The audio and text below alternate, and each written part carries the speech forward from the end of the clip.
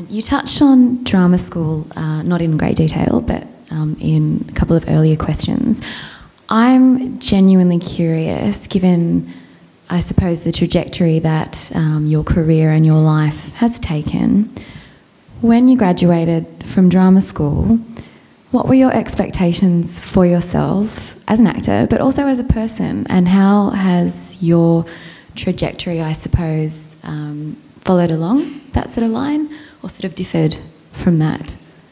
Well, I know that's a big question. Sorry, it doesn't have to be a super long answer. No. I hoped I would work, but I had no. I mean, no. Well, but I didn't work immediately, and I'd seen so many actors on stage, because that was where I was heading. I mean, the idea of having a film in the career industry, I just didn't think I was that person, that girl.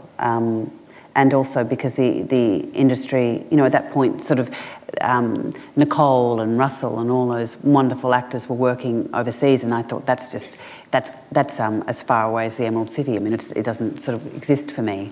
And I was very, very happy to be working in the, you know, in theatre in Australia. But it's, I didn't necessarily work straight away, so I gave myself 5 years. Because I'd seen a lot of actors who I admired and respected who didn't work all the time, and I thought, I don't know if I can withstand, you know, those fallow times. And then I took work perhaps that other people wouldn't have taken. My very first job was understudying another actress here at the Sydney Theatre Company, which my agent said, you don't need to do that. And I said, yes, I do. I get to be in the rehearsal room with Kerry Walker and Elizabeth Maywald, and Melissa Bruce is directing, and I want to watch those actors work, and I get to go on stage for 2 weeks at the end.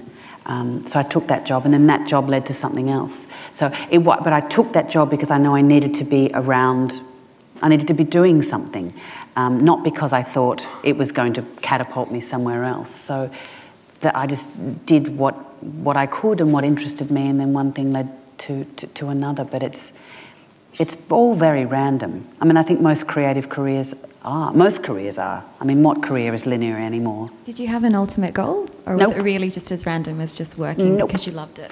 The only thing I said to myself when I left high school was that I wanted to be able to travel with my work, whatever that was.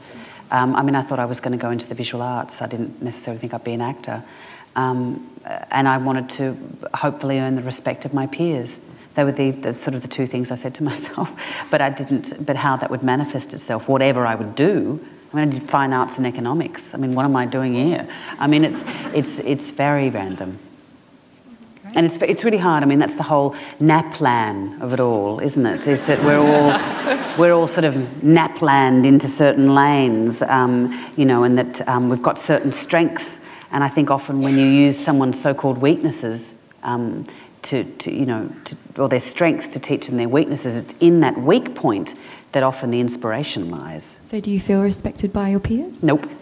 No, I don't know. I mean, I don't know. I don't think about it. I only say that because I wasn't. I think when you achieve a certain amount of so-called fame around what one does, it seems to be the end point, and it certainly wasn't for me. It was more about getting to work with Kerry Walker and and Geoffrey Rush and Neil Armfield and those people. That was what I was interested in, to work alongside the people that I respected.